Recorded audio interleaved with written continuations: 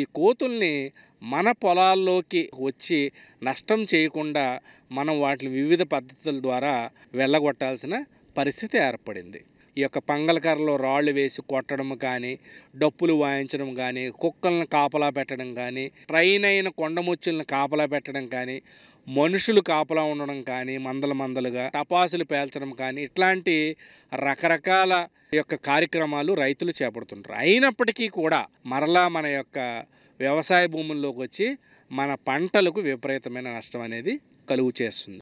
పొలం చుట్టూ గనక ఈ యొక్క నైలాన్ వలను గనక మనం ఒక కమ్మల లేదా కర్రల సహాయంతో మన చుట్టూ కట్టుకున్నప్పుడు కోతులు ఏంటంటే ఆ వలలోకి అవి చిక్కుకొని పోతాయని భయంతో ఆ వల కట్టిన పొలాల్లోకి వెళ్లకుండా నష్టం అనేది తగ్గుతూ ఉంటుంది.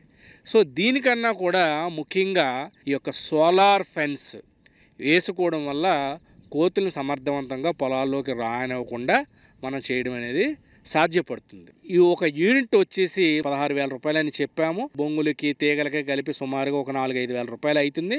అంటే సుమారుగా ఒక 20,000 రూపాయలతో ఒక 5 నుంచి 8 ఎకరాల వరకు కూడా రైతు ఈ యొక్క కోతులు బెడద నుంచి రక్షించుకోమని వాళ్ళకి తెలియపరుస్తున్నాం.